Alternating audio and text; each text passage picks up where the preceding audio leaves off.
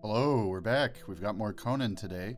I'm going to wait about a minute and a half in case anyone trickles in, even though we're a little off schedule this week. And then we'll get down to business. So bear with me and hang tight for about 90 seconds, maybe 2 minutes.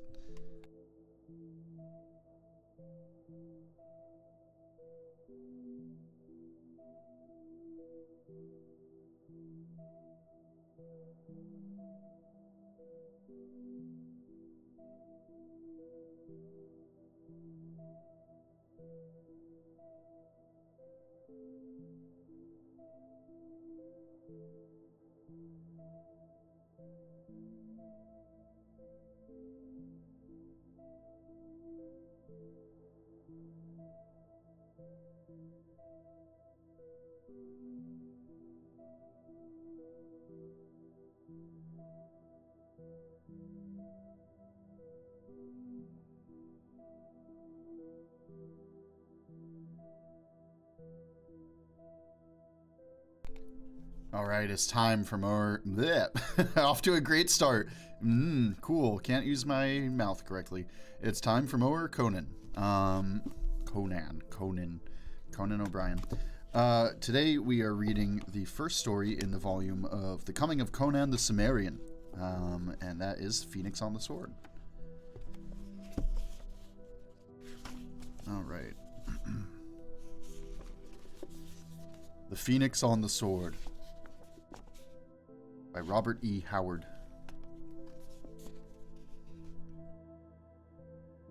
Know, O Prince, that between the years when the oceans drank Atlantis and the gleaming cities, and the years of the rise of the sons of Arius, there was an age undreamed of, when shining kingdoms lay spread across the world like blue mantles beneath the stars.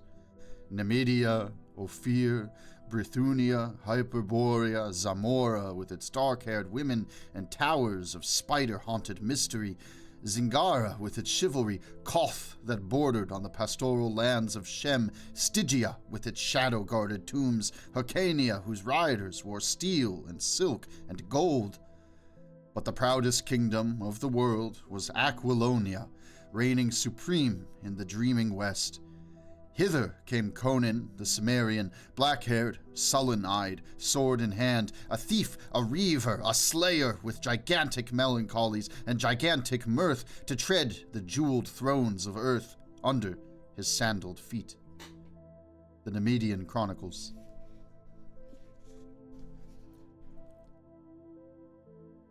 Over shadowy spires and gleaming towers lay the ghostly darkness and silence that runs before dawn. Into a dim alley, one of the veritable labyrinth of mysterious winding ways, 4 masked figures came hurriedly from a door which a dusky hand furtively opened. They spoke not, but went swiftly into the gloom, cloaks wrapped closely about them, as silently as the ghosts of murdered men they disappeared in the darkness. Behind them, a sardonic countenance was framed in the partly open door. A pair of evil eyes glittered malevolently in the gloom. "Go into the night, creatures of the night," a voice mocked. "O fools, your doom hounds your heels like a blind dog, and you know it not." The speaker closed the door and bolted it, then turned and went up the corridor, candle in hand. He was a somber giant whose dusky skin revealed his Stygian blood. He came into an inner chamber where a tall, lean man in worn velvet lounged like a great lazy cat on a silken couch, sipping wine from a huge golden goblet. "Well, Ascalante," said the Stygian, setting down the candle, "your dupes have slunk into the streets like rats from their burrows. You work with strange tools." "Tools?" replied Ascalante. "Why, they consider me that. For months now, ever since the rebel 4 summoned me from the southern desert, I have been living in the very heart of my enemies, hiding by day in this obscure house, skulking through dark alleys and darker corridors at night. and I have accomplished what those rebellious nobles could not, working through them and through other agents, many of whom have never seen my face. I have honeycombed the empire with sedition and unrest. In short, I, working in the shadows, have paved the downfall of the king who sits throned in the sun. By Mitra, I was a statesman before I was an outlaw. And these dupes who deem themselves your masters, they will continue to think that I serve them until our present task is completed. Who are they to match wits with Escalante, Vomana, the dwarfish count of Caravan, Grommel, the giant commander of the Black Legion, Dion, the fat baron of Attalus, Ronaldo, the hair-brained minstrel? I am the force which has welded together the steel in each, and by the clay in each I will crush them when the time comes. But that lies in the future. Tonight, the king dies. Days ago, I saw the Imperial squadrons ride from the city, said the Stygian. Yes, they rode to the frontier which the heathen Picts assail, thanks to the strong liquor which I've smuggled over the borders to madden them. Dion's great wealth made that possible, and Vomana made it possible to dispose of the rest of the Imperial troops which remained in the city. Through his princely kin in Namedia, it was very easy to persuade King Numa to request the presence of Count Trocero of Portain, Seneschal of Aquilonia. And, of course, to do him honor, he'll be accompanied by an imperial escort, as well as his own troops, and Prospero, King Conan's right-hand man. That leaves only the king's personal bodyguard in the city. Besides, of course, the Black Legion, though through Grommel I've corrupted a spendthrift officer of that same guard and bribed him to lead his men away from the king's door come midnight. Then, with 16 desperate rogues of my own, we enter the palace by a secret tunnel. After the deed is done, even if the people do not rise to welcome us, Grommel's Black Legion will be sufficient to hold the city and the crown. And Dion thinks that crown will be given to him? Yes, the fat fool claims it by reason of a trace of royal blood. Conan makes a bad mistake in letting men live who still boast descent from the old dynasty, from which he tore the crown of Aquilonia. Vomana wishes to be reinstated in royal favor, as he was under the old regime, so that he may lift his poverty-ridden estates to their former grandeur. Grommel hates Pallantides, the commander of the Black Dragons, and desires the command of the whole army, with all the stubbornness of the Bossonian. Alone of his soul, Rinaldo has no personal ambition. He sees in Conan a red-handed, rough-footed barbarian who came out of the north to plunder a civilized land.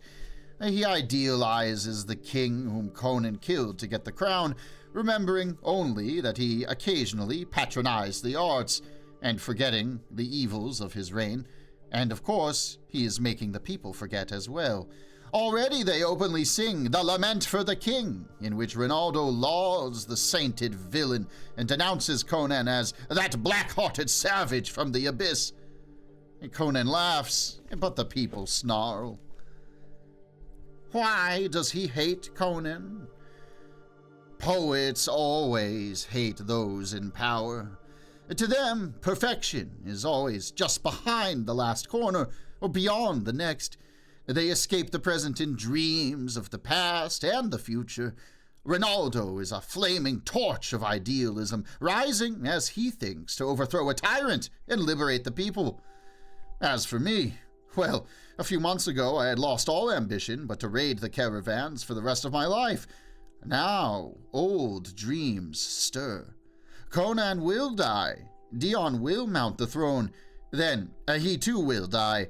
One by one, all who oppose me will die, by fire or steel, or those deadly wines you know so well how to brew. Ascalante, King of Aquilonia! How do you like the sound of it?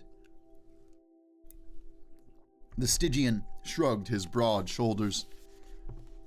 There was a time, he said with unconcealed bitterness, when I, too, had my ambitions, besides which yours seem tawdry and childish. To what a state I have fallen! My old-time peers and rivals would stare indeed could they see Thothemon of the Ring serving as the slave of an outlander, and an outlaw at that, and aiding in the petty ambitions of barons and kings. Well, you laid your trust in magic and mummery, answered Ascalante carelessly. I trust my wits and my sword. Wits and swords are as straws against the wisdom of the darkness, growled the Stygian, his dark eyes flickering with menacing lights and shadows. Had I not lost the ring, our positions might well be reversed. Nevertheless, answered the outlaw impatiently, you wear the stripes of my whip on your back and are likely to continue to wear them. Be not so sure! The fiendish hatred of the Stygian glittered for an instant redly in his eyes. Some day, somehow, I will find the ring again, and when I do, by the serpent fangs of Set, you shall pay. The hot-tempered Aquilonian started up and struck him heavily across the mouth. Thoth reeled back, blood starting from his lips. You growl over bold, dog, growled the outlaw. Have a care, I am still your master, who knows your dark secret. Go upon the housetops and shout that Ascalante is in the city, plotting against the king, if you dare. I dare not, muttered the Stygian, wiping the blood from his lips. No, you do not dare, Ascalante grinned bleakly. For if I die by your stealth or treachery, a hermit priest in the southern desert will know of it, and will break the seal of a manuscript I left in his hands. And having read, a word will be whispered in Stygia, and a wind will creep up from the south by midnight. And then where will you hide your head, Thothemon? The slave shuddered, and his dusky face went ashen. Enough! Ascalante changed his tone peremptorily. I have work for you. I do not trust Dion. I bade him ride to his country estate and remain there until the work tonight is done. The fat fool could never conceal his nervousness before the king. Ride after him, and if you do not overtake him on the road, proceed to his estate and remain with him until we send for him. Do not let him out of your sight. He is mazed with fear and might bolt, might even rush to Conan in a panic and reveal the whole plot, hoping thus to save his own hide. Go! The slave bowed, hiding the hate in his eyes, and did as he was bidden. Ascalante turned again to his wine. Over the jeweled spires was rising a dawn, crimson as blood. Going to give me a brief break before Chapter 2. I am very thirsty.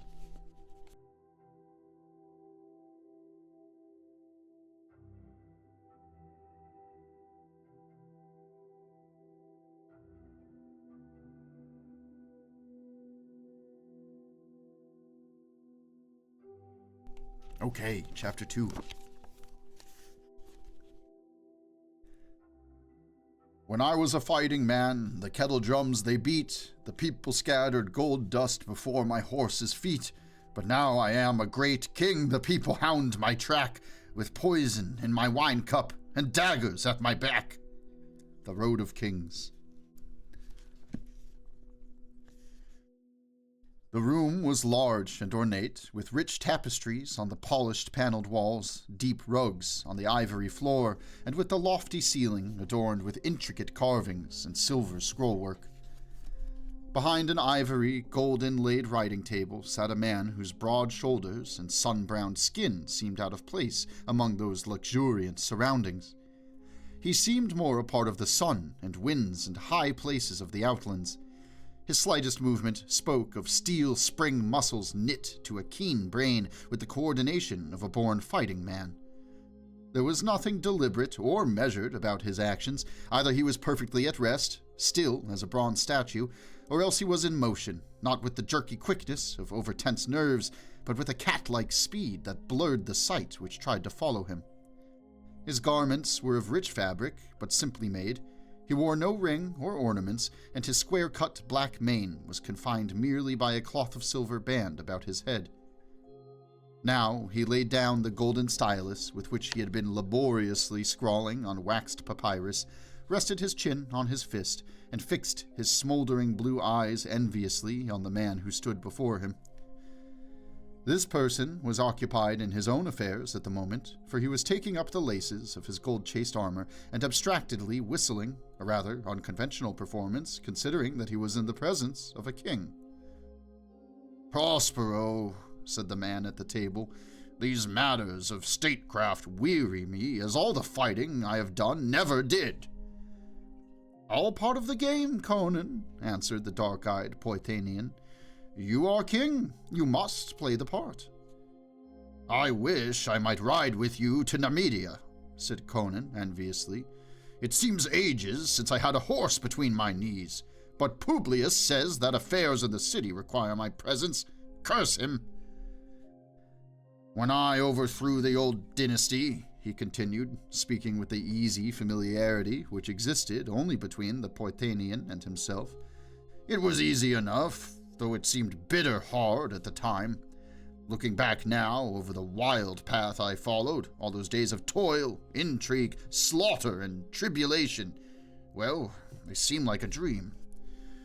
I did not dream far enough, Prospero.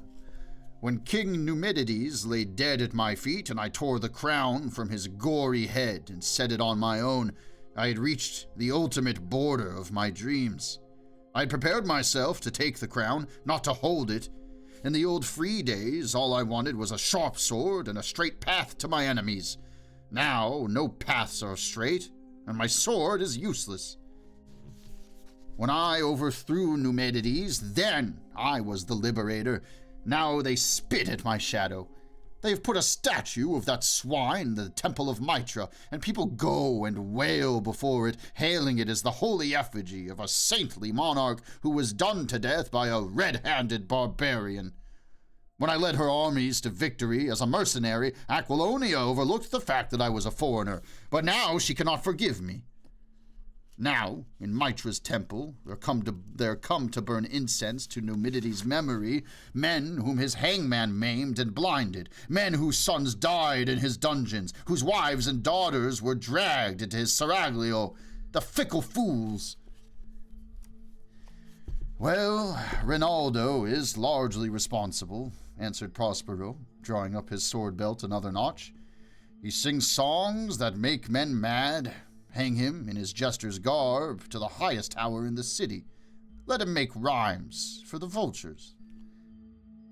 Conan shook his lion head. No, Prospero, he's beyond my reach. A great poet is greater than any king. His songs are mightier than my scepter, for he has near ripped the heart from my breast when he chose to sing for me. I shall die and be forgotten, but Rinaldo's songs, well, they'll live forever.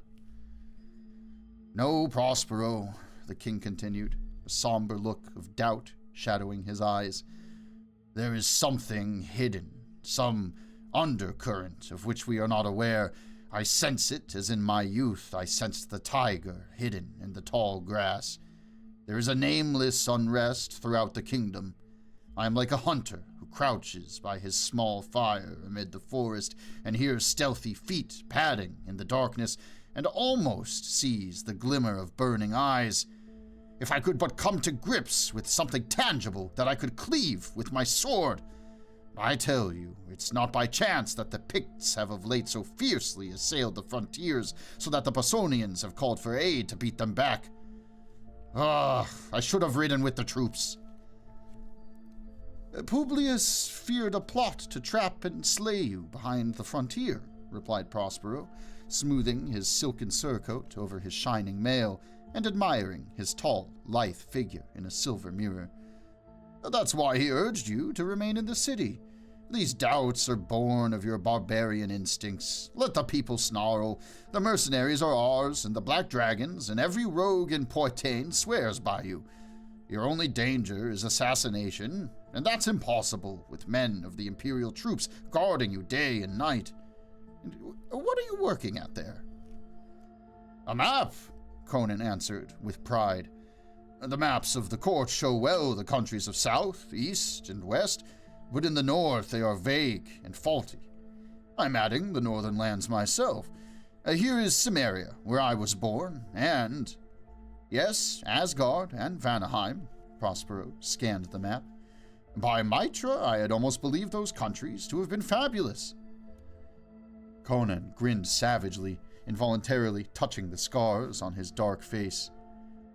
"You had known otherwise had you spent your youth on the northern frontiers of Cimmeria. Asgard lies to the north and Vanaheim to the northwest of Cimmeria, and there is continual war along the borders." "What manner of men are these northern folk?" asked Prospero. "Tall and fair and blue-eyed. Their god is Ymir, the frost giant, and each tribe has its own king. They are wayward and fierce. They fight all day and drink ale and roar their wild songs all night." "Then I think you are like them," laughed Prospero. "You laugh greatly, drink deep, and bellow good songs, though I never saw another Cimmerian who drank aught but water, or who ever laughed, or even ever sang, save to chant dismal dirges." "Perhaps it's the land they live in," answered the king. "A gloomier land never was, all of hills, darkly wooded, under skies nearly always gray, with winds moaning drearily down the valleys." "Little wonder men grow so moody there," quoth Prospero, with a shrug of his shoulders, thinking of the smiling sun-washed plains and blue, lazy rivers of Poitou, Aquilonia's southernmost province. "They have no hope, here or hereafter," answered Conan. "Their gods are Crom and his dark race, who rule over a sunless place of everlasting mist, which is the world of the dead. Mitra, the ways of the Aesir were more to my liking." "Well," grinned Prospero, "the dark hills of Cimmeria are far behind you, and now I go. I'll quaff a goblet of white Nemedian wine for you at Numa's court." "Good," grunted the king. But kiss Numa's dancing girls for yourself only, lest you involve the states." His gusty laughter followed Prospero out of the chamber. Another brief break for Chapter 3.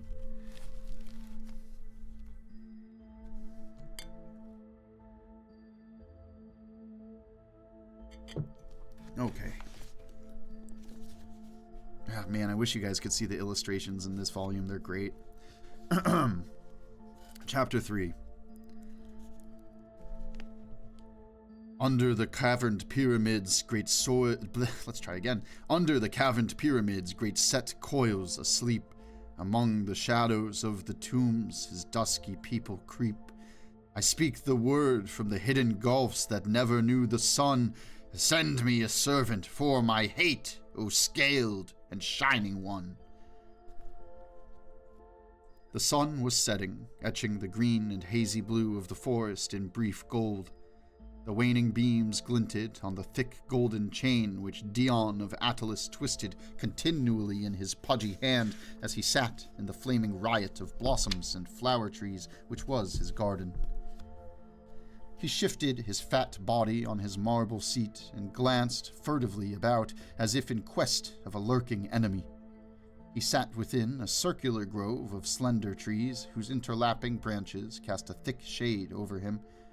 Near at hand, a fountain tinkled silverly, and other unseen fountains in various parts of the great garden whispered an everlasting symphony. Dion was alone, except for the great dusky figure which lounged on a marble bench close at hand, watching the Baron with deep, somber eyes. Dion gave little thought to Thothimon. He vaguely knew that he was a slave in whom Ascalante reposed much trust, but like so many rich men, Dion paid scant heed to men below his own station in life. "You need not be so nervous," said Thoth. "The plot cannot fail." "Ascalante can make mistakes as well as another," snapped Dion, sweating at the mere thought of failure. Not he, grinned the Stygian, savagely. Else I had not been his slave, but his master. What talk is this? Peevishly returned Dion, with only half a mind on the conversation. Thoth-Imon's eyes narrowed. For all his iron self-control, he was near bursting with long pent-up shame, hate, and rage, ready to take any sort of a desperate chance. What he did not reckon on was the fact that Dion saw him not as a human being with a brain and a wit, but simply a slave, and as such, a creature beneath notice. Listen to me, said Thoth. You will be king, but you little know the mind of Ascalante. You cannot trust him once Conan is slain. I can help you. If you will protect me when you come to power, I will aid you. Listen, my lord, I was a great sorcerer in the south. Men spoke of Thoth-Imon as they spoke of Ramon. King Ctesiphon of Stygia gave me great honor, casting down magicians from high places to exalt me above them. They hated me, but they feared me, for I controlled beings from outside, which came at my call and did my bidding. By Set, mine enemy knew not the hour when he might awake at midnight to feel the taloned fingers of a nameless horror at his throat. I did dark and terrible magic with the serpent ring of Set, which I found in a nighted tomb a league beneath the earth, forgotten before the first man crawled out of the slimy sea. But a thief stole the ring, and my power was broken. The magicians rose up to slay me, and I fled. Disguised as a camel driver, I was traveling in a caravan in the land of Koth when Ascalante's reavers fell upon us. All in the caravan were slain except myself. I saved my life by revealing my identity to Ascalante and swearing to serve him. Bitter has been that bondage. To hold me fast, he wrote of me in a manuscript and sealed it, and gave it into the hands of a hermit who dwells on the southern borders of Koth. I dare not strike a dagger into him while he sleeps, or betray him to his enemies, for then the hermit would open the manuscript and read, thus Ascalante instructed him, and he would speak a word in Stygia. Again Thoth shuddered, and an ashen hue tinged his dusky skin. Men know me not in Aquilonia, he said, but should my enemies in Stygia learn my whereabouts, not the width of half a world between us would suffice to save me from such a doom as would blast the soul of a bronze statue. Only a king with castles and hosts of swordsmen could protect me. So I have told you my secret, and urge that you make a pact with me. I can aid you with my wisdom, and you can protect me, and someday I will find the ring. Ring? Ring? Thoth had underestimated the man's utter egoism. Dion had not even been listening to the slave's words, so completely engrossed was he in his own thoughts, but the final words stirred a ripple in his self-centeredness. Ring, he repeated. Well, that makes me remember. My ring of good fortune. I had it from a Shemitish thief who swore he stole it from a wizard far to the south, and that it would bring me good luck. I paid him enough, Mitra knows. By the gods, I need all the luck I can have, what with that Volmana and Ascalante dragging me into their bloody plots. I'll see to the ring. Thoth sprang up, blood mounting darkly to his face, while his eyes flamed with the stunned fury of a man who suddenly realizes the full depths of a fool's swinish stupidity. Dion never heeded him. Lifting a secret lid in the marble seat, he fumbled for a moment among a heap of gewgaws of various kinds, barbaric charms, bits of bones, pieces of tawdry jewelry, luck pieces and conjures which the man's superstitious nature had prompted him to collect. Ah, here it is! He triumphantly lifted a ring of curious make. It was of a metal like copper, and was made in the form of a scaled serpent, coiled in 3 loops, with its tail in its mouth. Its eyes were yellow gems which glittered balefully. Thoth-Emon cried out as if he had been struck, and Dion wheeled and gaped, his face suddenly bloodless. The slave's eyes were blazing, his mouth wide, his huge dusky hands outstretched like talons. "The ring! By Set! The ring!" he shrieked. "My ring! Stolen from me!"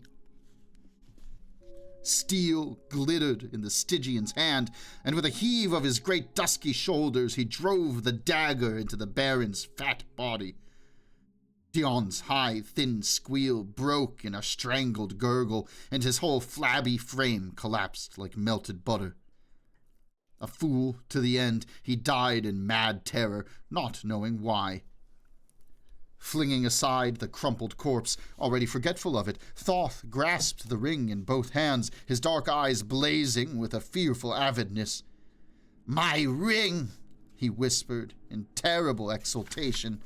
"My power!" How long he crouched over the baleful thing, motionless as a statue, drinking the evil aura of it into his dark soul, not even the Stygian knew. When he shook himself from his reverie and drew back his mind from the nighted abysses where it had been questing, the moon was rising, casting long shadows across the smooth marble back of the garden seat, at the foot of which sprawled the darker shadow which had been the Lord of Attalus. "No more, Ascalante, no more," whispered the Stygian, and his eyes burned red as a vampire's in the gloom. Stooping, he cupped a handful of congealing blood from the sluggish pool in which his victim sprawled and rubbed it in the copper serpent's eyes until the yellow sparks were covered by a crimson mask. "Blind your eyes, mystic serpent," he chanted in a blood-freezing whisper. "Blind your eyes to the moonlight and open them on darker gulfs. What do you see, O serpent of Set? Whom do you call from the gulfs of the night? Whose shadow falls on the waning light? Call him to me, O serpent of Set." Stroking the scales with a peculiar circular motion of his fingers, a motion which always carried the fingers back to their starting place, his voice sank still lower as he whispered dark names and grisly incantations forgotten the world over, save in the grim hinterlands of dark Stygia, where monstrous shapes move in the dusk of the tombs. There was a movement in the air about him, such a swirl as is made in water when some creature rises to the surface. A nameless, freezing wind blew on him briefly, as if from an opened door. Thoth felt a presence at his back, but he did not look about. He kept his eyes fixed on the moonlit space of marble on which a tenuous shadow hovered. As he continued his whispered incantations, this shadow grew in size and clarity until it stood out distinct and horrific. Its outline was not unlike that of a giant baboon, but no such baboon ever walked the earth, not even in Stygia. Still Thoth did not look, but drawing from his girdle a sandal of his master, always carried in the dim hope that he might be able to put it to such a use, cast it behind him. "Know it well, slave of the ring," he exclaimed. "Find him who wore it and destroy him. Look into his eyes and blast his soul before you tear out his throat. Kill him, aye," in a blind burst of passion, "and all with him." Etched on the moonlit wall, Thoth saw the horror lower its misshapen head and take the scent like some hideous hound. Then the grisly head was thrown back, and the thing wheeled and was gone like a wind through the trees. The Stygian flung his arms up in a maddened exultation, and his teeth and eyes gleamed in the moonlight. A soldier on guard without the walls yelled in startled horror as a great loping black shadow with flaming eyes cleared the wall and swept by him with a swirling rush of wind. But it was gone so swiftly that the bewildered warrior was left wondering whether it had been a dream or a hallucination. Chapter 4, Page Break.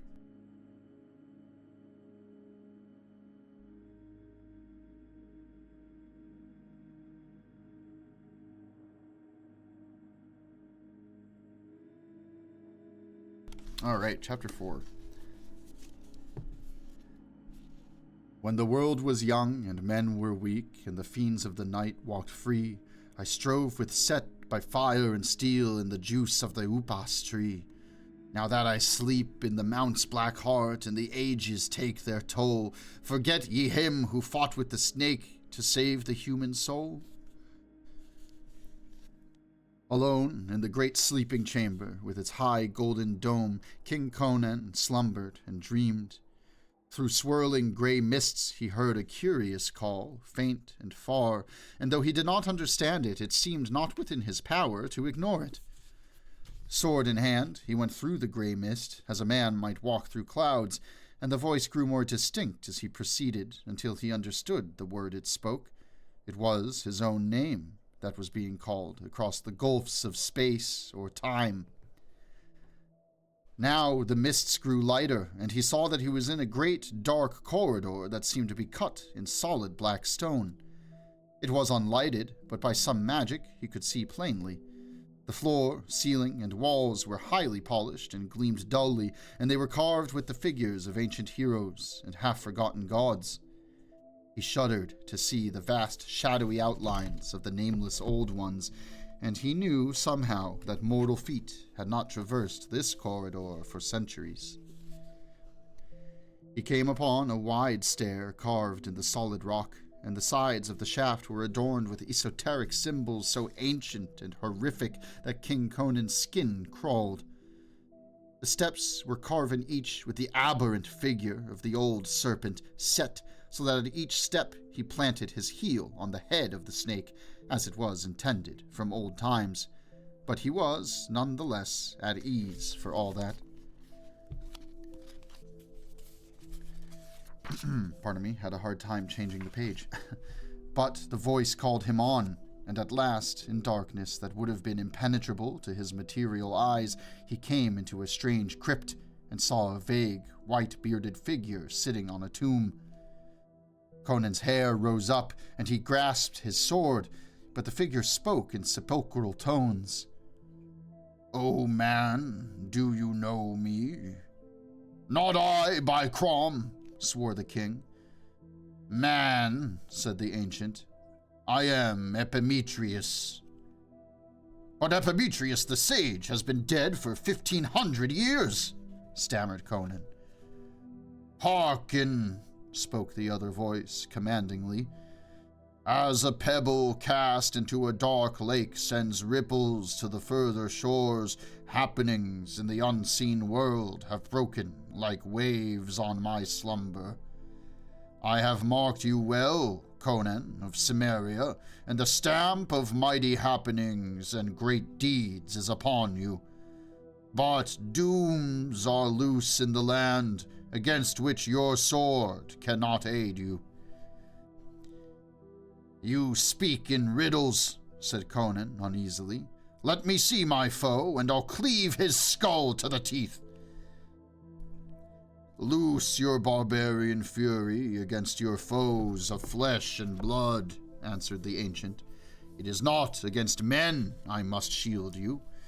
There are dark worlds barely guessed by man, wherein formless monsters stalk, fiends which may be drawn from the outer voids to take material shape and rend and devour at the bidding of evil magicians. There is a serpent in your house, O king, an adder in your kingdom, come up from Stygia with the dark wisdom of the shadows in his murky soul. As a sleeping man dreams of the serpent which crawls near him, I have felt the foul presence of Set's neophyte. He is drunk with terrible power, and the blows he strikes at his enemy may well bring down the kingdom. I have called you to me to give you a weapon against him and his hellhound pack." "But why?" bewilderedly asked Conan. "Men say you sleep in the black heart of Golamira, whence you send forth your ghost on unseen wings to aid Aquilonia in times of need. But I am an outlander and a barbarian." "Peace!" The ghostly tones reverberated through the great shadowy cavern. "Your destiny is one with Aquilonia.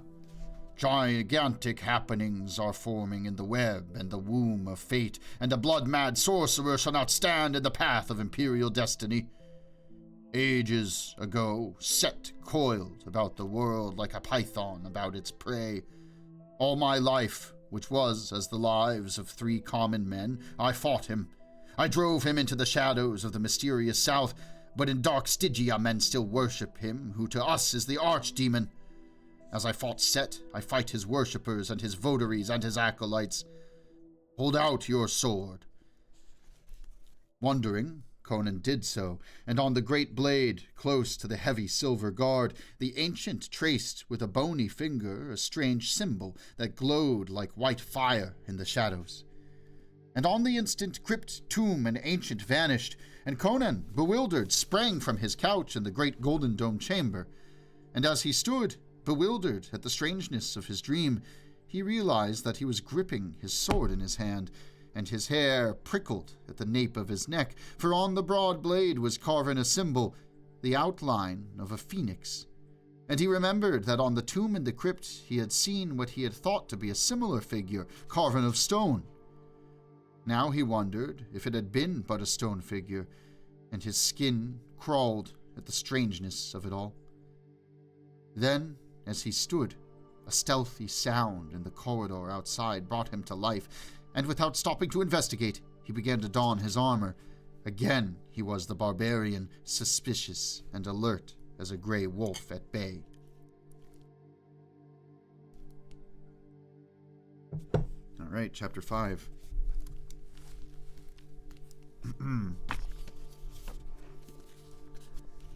Hang on, I need to adjust my mic. There we go.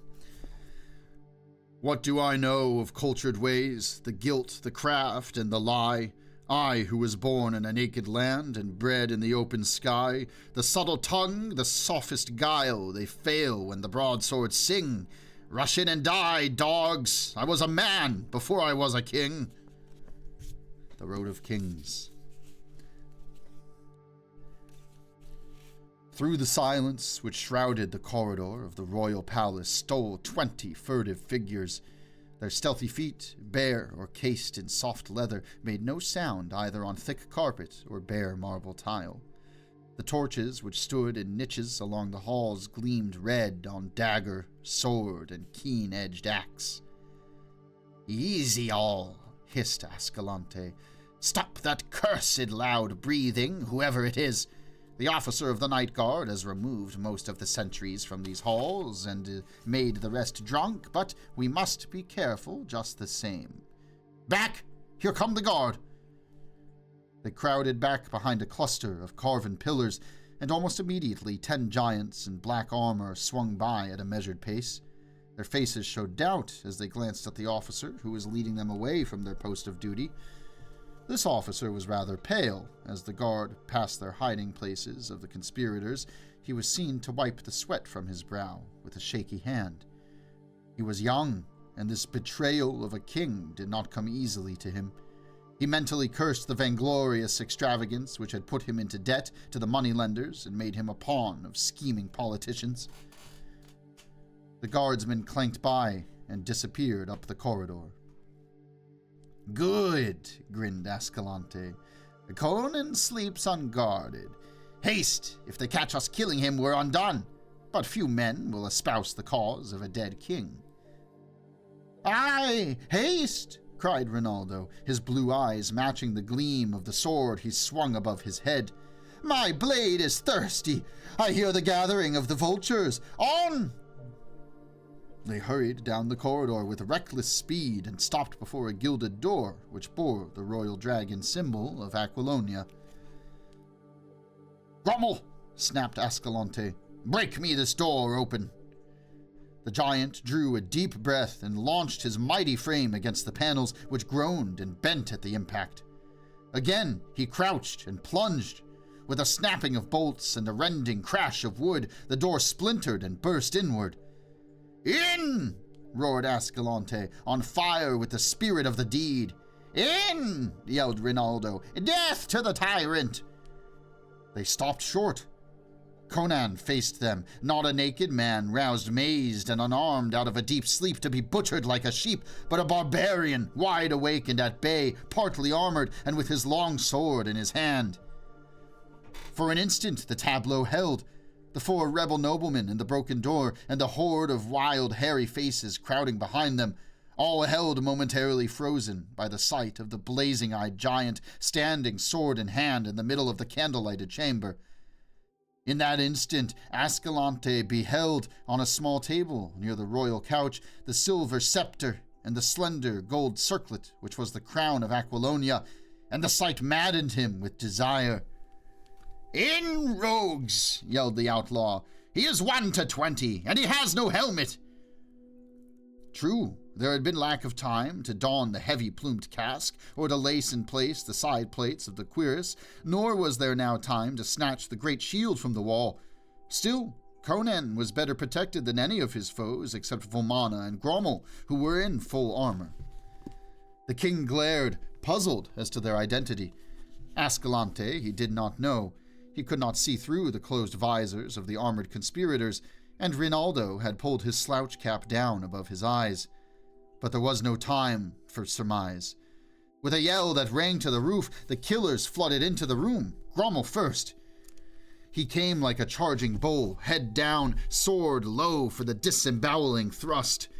Conan sprang to meet him, and all his tigerish strength went into the arm that swung the sword. In a whistling arc, the great blade flashed through the air and crashed on the Bosonian's helmet. Blade and casque shivered together, and Grommel rolled lifeless on the floor.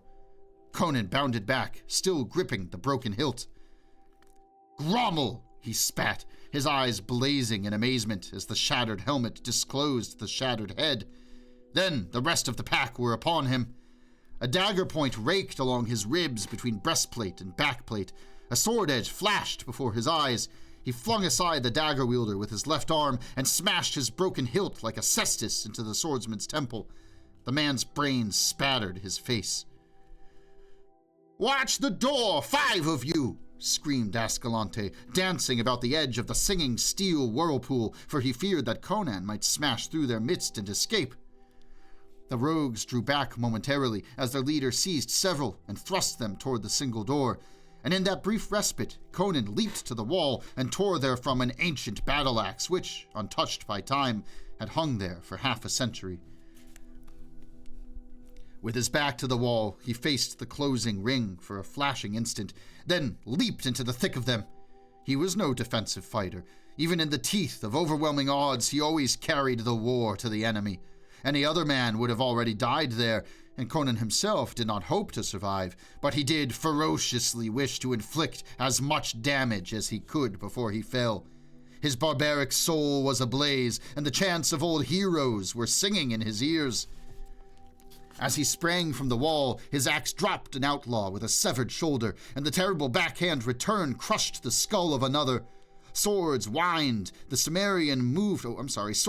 venomously about him, but death passed him by breathless margins. The Cimmerian moved in a blur of blinding speed. He was like a tiger among baboons as he leapt, sidestepped, and spun, offering an ever-moving target, while his axe wove a shining wheel of death about him. For a brief space, the assassins crowded him fiercely, raining blows blindly and hampered by their own numbers. Then they gave back suddenly.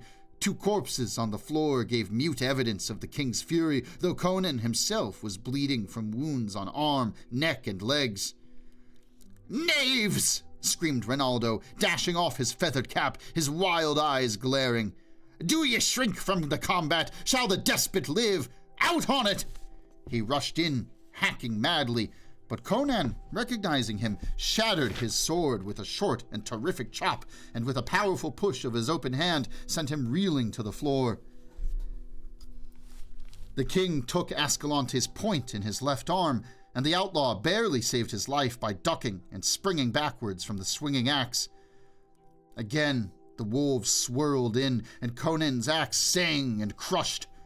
A hairy rascal stooped beneath its stroke and dived at the king's legs, but after wrestling for a brief instant at what seemed a solid iron tower, glanced up in time to see the axe falling, but not in time to avoid it.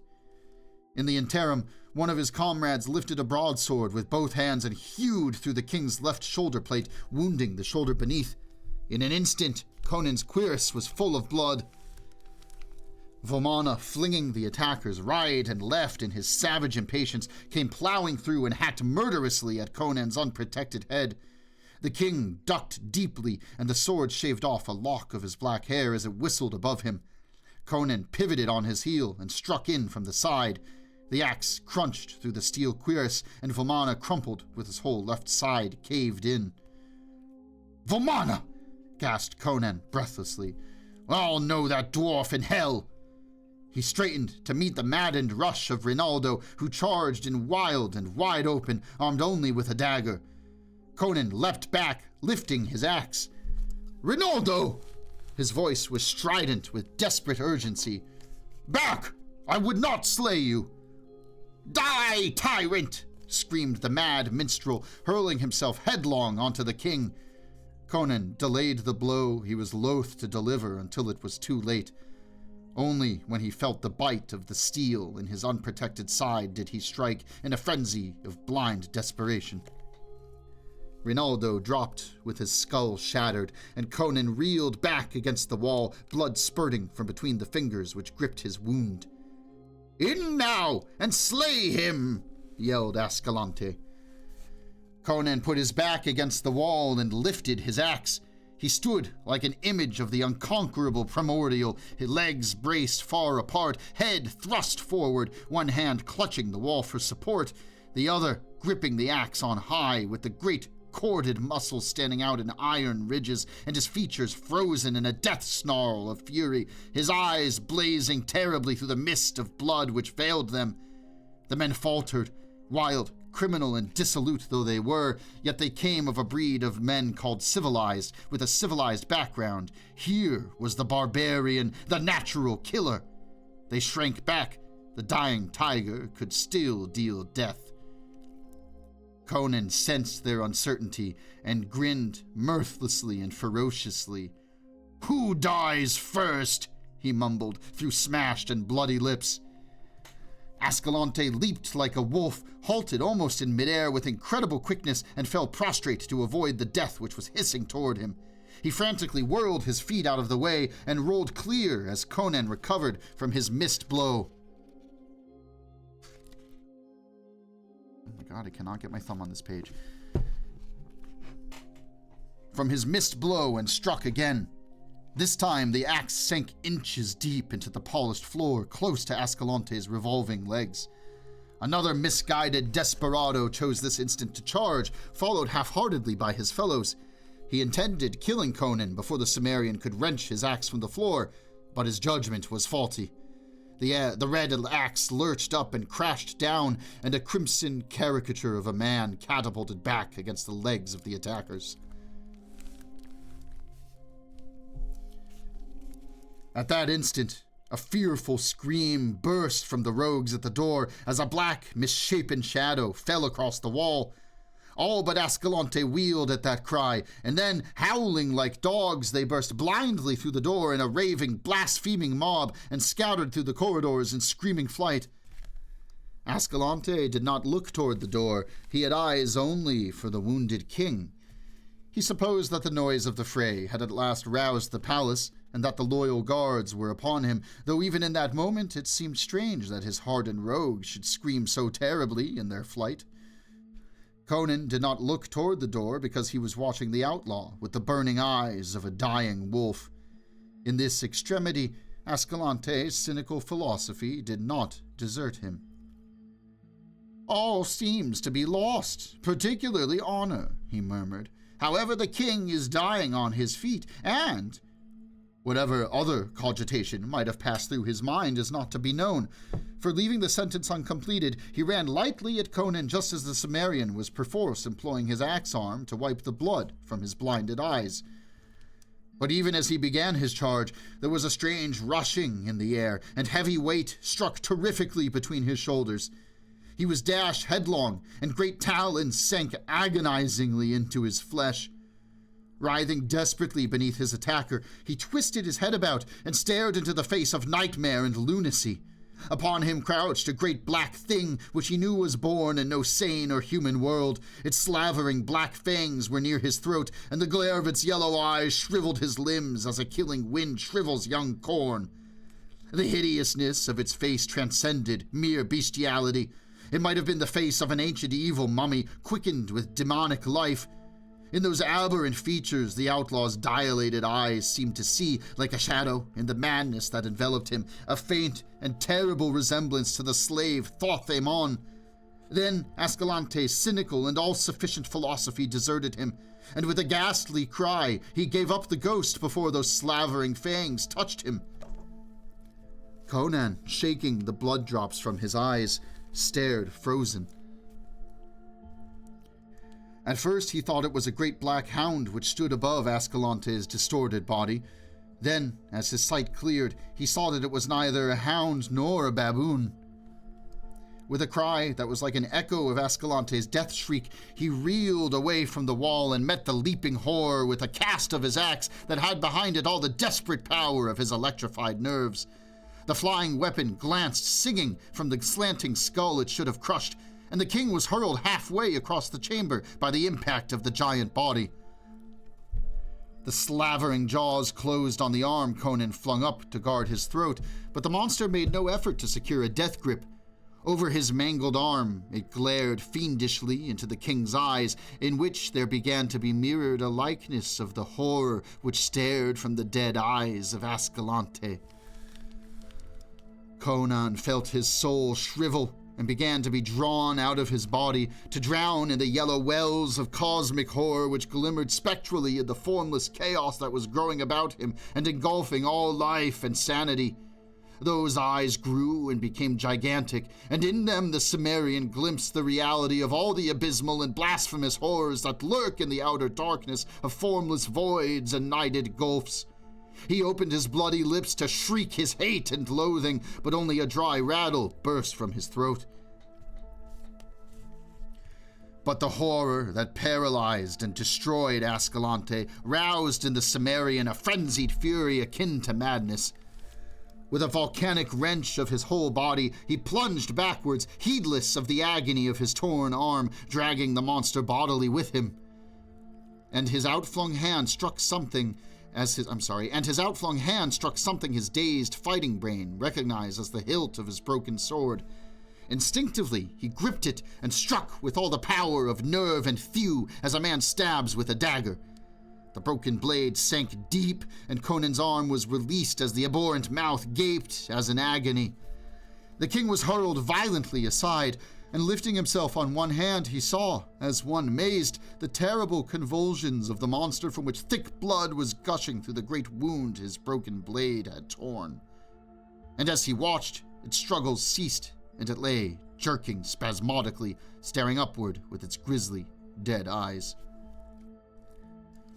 Conan blinked and shook the blood from his own eyes. It seemed to him that the thing was melting and disintegrating into a slimy, unstable mass. Then a medley of voices reached his ears, and the room was thronged with the finally roused people of the court, knights, peers, ladies, men-at-arms, counselors, all babbling and shouting and getting in one another's way. The black dragons were on hand, wild with rage, swearing and ruffling, with their hands on their hilts and foreign oaths in their teeth. Of the young officer of the door guard nothing was seen, nor was he found then or later, though earnestly sought after. A brief page break here, and a short break for me.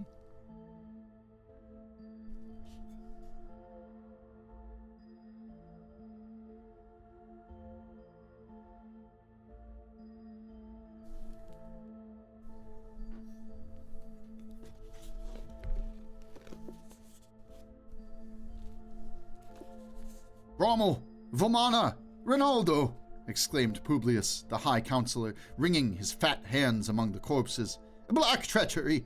Someone shall dance for this! Call the guard! The guard is here, you old fool! Cavalierly snapped Palantides, commander of the Black Dragons, forgetting Publius's rank in the stress of the moment. You best stop your caterwauling and aid us to bind the king's wounds. He's like to bleed to death. "Oh, yes, cried Publius, who was a man of plans rather than action. "Well, we must bind his wounds. Send for every leech of the court. Oh, my lord, what a black shame on the city. Are you entirely slain?" "Wine!" gasped the king from the couch where they had laid him. They put a goblet to his bloody lips, and he drank like a man half dead of thirst. "Good," he grunted, falling back. "Slaying is cursed dry work." They had stanched the flow of blood, and the innate vitality of the barbarian was beginning to assert itself. "See first to the dagger wound in my side," he bade the court physicians. "Rinaldo wrote me a deathly song there, and keen was the stylus." "We should have hanged him long ago," gibbered Publius. "No good can come of poets. Who is this?" He nervously touched Ascalante's body with his sandaled toe. "By Mitra!" ejaculated the commander. "It is Ascalante, once Count of Thun. What devil's work brought him up from his desert haunts?" "What? Why does he stare so?"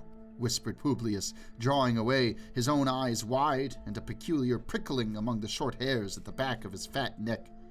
The others fell silent as they gazed at the dead outlaw. "Had you seen what he and I saw," growled the king, sitting up despite the protests of the leeches, "you had not wondered. Blast your own gaze by looking at—" He stopped short, his mouth gaping, his finger pointing fruitlessly. Where the monster had died, only the bare floor met his eyes. "Crom!" he swore. "The thing's melted back into the foulness which bore it." "The king is delirious," whispered a noble. Conan heard and swore with barbaric oaths. "By Bard, Morgan, Macha, and Nemain," he concluded wrathfully, "I am sane. It was like a cross between a Stygian mummy and a baboon. It came through the door, and Ascalante's rogues fled before it. It slew Ascalante, who was about to run me through. Then it came upon me, and I slew it. How, I know not, for my axe glanced from it as from a rock. But I think that the sage Epimetheus had a hand in it." "Hark how he names Epimetheus, dead for 1,500 years," they whispered to each other. "By Emir," thundered the king, "this night I talked with Epimetheus. He called to me in my dreams, and I walked down a black stone corridor carved with old gods to a stone stair, on the steps of which were the outlines of Set, until I came to a crypt and a tomb with a phoenix carved on it." "In Mitra's name, Lord King, be silent!" It was the high priest of Mitra who cried out, and his countenance was ashen. Conan threw up his head like a lion tossing back its mane, and his voice was thick with the growl of the angry lion. "Am I a slave to shut my mouth at your command?" Nay, my lord." The high priest was trembling, but not through fear of the royal wrath. I meant no offense." He bent his head close to the king and spoke in a whisper that carried only to Conan's ears. "My lord, this is a matter beyond human understanding. Only the inner circle of the priestcraft know of the black stone corridor carved in the black heart of Mount Golamira by unknown hands, or of the phoenix-guarded tomb where Epimetheus was laid to rest 1,500 years ago. And since that time no living man has entered it, for his chosen priests, after placing the sage in the crypt, blocked up the outer entrance of the corridor so that no man could find it. And today not even the high priest knows where it is. Only by word of mouth, handed down by the high priest to the chosen few, and jealously guarded, does the inner circle of Mitra's acolytes know of the resting place of Epimetheus in the black heart of Golamira. It is one of the mysteries on which Mitra's cult stands." "I cannot say by what magic Epimetheus brought me to him," answered Conan, "but I talked with him, and he made a mark on my sword. Why that mark made it deadly to demons, or what magic lay behind the mark, I know not. But though the blade broke on Grommel's helmet, yet the fragment was long enough to kill the horror." "Let me see your sword," whispered the high priest from a throat gone suddenly dry. Conan held out the broken weapon, and the high priest cried out and fell to his knees. "Mitra, guard us against the powers of darkness," he gasped. The king has indeed talked with Epimetheus this night. There on the sword, it is the secret sign none might make but him, the emblem of the immortal phoenix which broods ever over his tomb. A candle, quick! Look again at the spot where the king said the goblin died. It lay in the shade of a broken screen. They threw the screen aside and bathed the floor in a flood of candlelight. And a shuddering silence fell over the people as they looked. Then some fell on their knees, calling on Mitra, and some fled screaming from the chamber. There, on the floor where the monster had died, there lay, like a tangible shadow, a broad, dark stain that could not be washed out. The thing had left its outline clearly etched in its blood, and that outline was of no being of a sane and normal world. Grim and horrific it brooded there, like the shadow cast by one of the apish gods that squat on the shadowy altars of dim temples in the dark land of Stygia.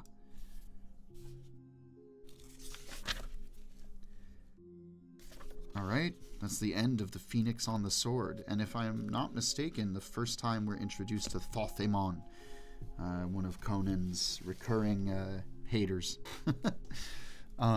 Thanks for hanging out and tuning in if you did today. I appreciate it. If you're listening later on YouTube, hey, thanks for that too. I'm going to keep working through these stories for a bit because they're a lot of fun. But if you have anything you would really love to hear that's in the public domain, shoot me an email. I've got, someone recommended why not hit up some Jules Verne, one of the OGs, and I think that's a pretty good idea. So that's on the list for the future. In the meantime, go check out Aindulmedir, who lets me use his tunes. Go give him some love on Spotify or Bandcamp or YouTube. He's a nice guy, and he's a real one for letting me use his music. And yeah, that's it. Thanks for hanging, folks. I will catch you next week on Friday, ideally. But if that changes, I'll let you know. And in the meantime, enjoy the rest of your weekend or week or whatever. All right, take it easy, folks.